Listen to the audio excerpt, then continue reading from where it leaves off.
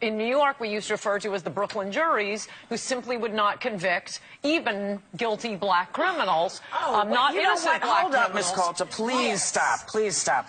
If you're going to talk about race, at least know what you're talking about. At least know what you're talking about.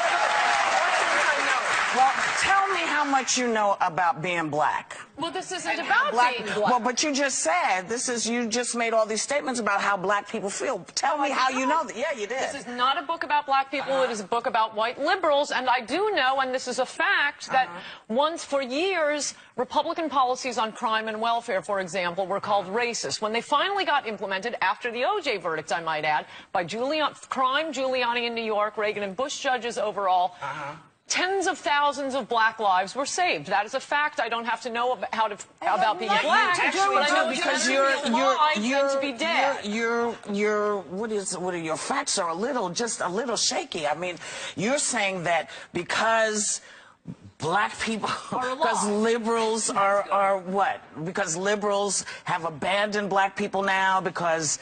What? I don't get it. I don't understand. I don't think liberals ever cared about black people. I mean, 5 minutes after the Civil Rights Act of '64, they start calling everything that has nothing to do with black people a civil rights issue. Abortion on demand, homeless rights. So are you saying that liberals don't care about black people? Then are you saying Republicans embrace us in a warm, fuzzy blanket? We're not embraced back. But yeah, we tried to. Wait a minute. So the Southern strategy was a white liberal thing? No, it was a Republican thing. No. And also, Newt Gingrich calls President Obama the food stamp president. That's not racist? Chapter. Wait a second. Do you really think that was? Do you believe it was racist for Newt to say that the president is a food stamp president? Well, he wouldn't say that. If we could just skip, I'm not a big fan of Newt, so if we could just skip that for a second and get to the Southern strategy. Because I've specifically disproved it. It's an absolutely liberal folklore.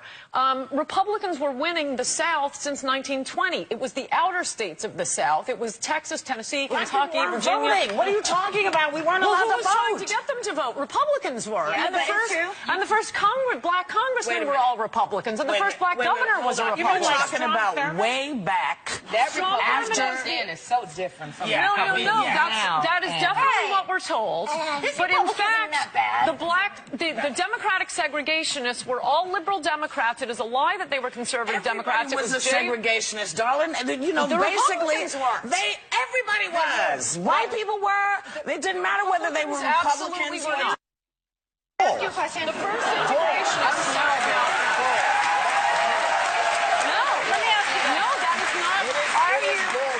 Just read chapter 14 in this book. The first Republicans to be elected in the South. Listen to my grandmother, who was there, who remembers what happened. Baker, an aggressive integrationist, first Republican elected in Tennessee to the Senate. You have Winthrop Rockefeller, first Republican governor in Arkansas. But you know, I have a question about today. Integration. Let me ask you something about what's going on now. It seems to me, the Southern strategy is a lie. It seems to me that voter suppression is happening in areas where black people and Hispanics are, and it really is being promoted by the Republicans, not the Democrats. So in my view, and I have a different one from you, it looks as though the Republicans are really going against blacks, not the liberals. No, and this is a perfect example.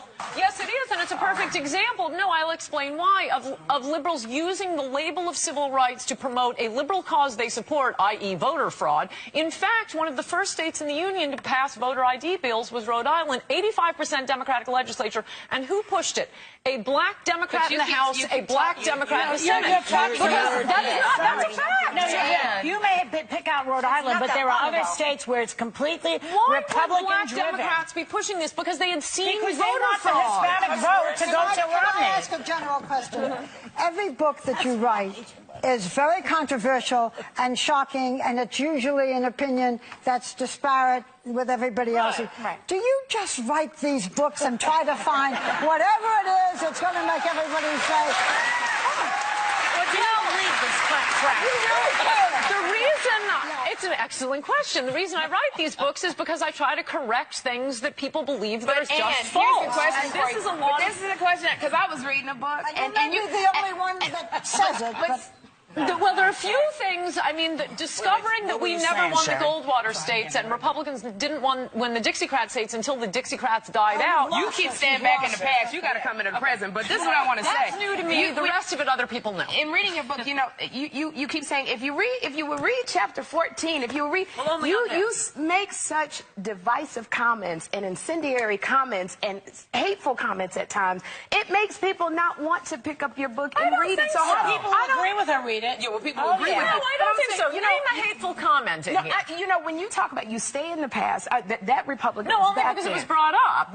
There's only one chapter on the past, and I mean it's just a fact. But when you talk about something like voter suppression, which obviously is trying to keep black people and Latinos, they have never done that. That was a Democrat thing. And it's in states where they don't even have any. Let me just. Can I just say one thing, Dan? No matter what, you sit down here and you've got 5 women going whatever. Yes. Whatever it is, thank you for coming on. Thank you for having me. Coulter, good morning. Good morning. I think we've all been discussing your book on camera. Yes, I've heard. So, good, you should be pleased. So, Whoopi would like to I just have a couple questions, actually. In your book, you devote an entire chapter to single mothers. Yes. And what happens to children raised in single-parent homes. You title the chapter, Victim of a Crime, Thank a Single Mother. What is your issue with single mothers? Because I know you don't have any kids. I mean, maybe you have stepkids. I don't know. I shouldn't say that. But, and I just, before you answer, I just want to say, you said that single motherhood is like a farm team for future criminals and social outcasts. 70% of inmates in prisons come from single-parent homes. Hollywood actresses using single motherhood as a way to promote their careers. And it says, you say it's very selfish for a single mother to have a baby without a father. So I'm wondering. Yeah, well, we now have 30 or 40 years of social science research. I mean, I'm just citing, this is, you know, dressed up numbers crunching. I'm just giving the numbers. 80% of the inmates in prisons were raised by single mothers. About 70% of the runaways of the child, juvenile delinquents, juvenile murderers, juvenile rapists raised by single mothers. And the point is, this didn't happen by accident. The illegitimacy rate alone has gone up over 300% since 1970. And as I describe in my book, this was a specific plan by the left attacking the nuclear family. The most famous example. Go back to the, I know you want to. I'm sorry. I know you want to do this whole left thing because that's what you do. That's your act. No, but what I do want to know, because a lot of what you've cited in terms of this, just specifically this, is based on sort of not great research, because we've seen this research discounted time and time again. But why would you say Hollywood actresses using single mother? I take offense to that, of course, as you can understand, because having been a single mother, I don't think it was something I used as a tool. The point is, well, I don't think you've done it in the last few years, and this is, it has become. Are you talking about in the? I'm sorry. Say this again. You talked about you're talking about actresses in the last few years. Right. That's why I say it's the new thing, as opposed to the sex tapes. Why don't you come down as hard on the fathers who aren't there, rather than the women who actually raised their children? I'll answer that, because the title is Guilty Liberal Victims and Their Assault on America. The point of the book is, in example after example, of how people play the victim, are exalted in this society, have doors open for them, when in fact they're the ones victimizing others. I've never heard anyone say, unsung heroes, unwed fathers. How does he do it? He has 4 children with 3 different mothers. How did he have the time to do that? You do have, as I describe in that chapter, Hollywood, mainstream media, the New York Times, women's magazines exalting single motherhood, movie after movie about single motherhood, book after book. Are you married? Sisters are doing it for themselves. Are you married? Are you married? No, but it wouldn't change the difference of the facts I cite. Do you have kids? No, and it wouldn't change the difference. Well, it would if you had children. You know more what you were talking about. Do you want children? Because I do realize that there are mothers who are divorced, and you don't blame them as much, and there are mothers who are widowed. But there are women who do want children. I'm not talking about the teenagers, the irresponsible and so forth, and need to be loved. We can perhaps, go with it.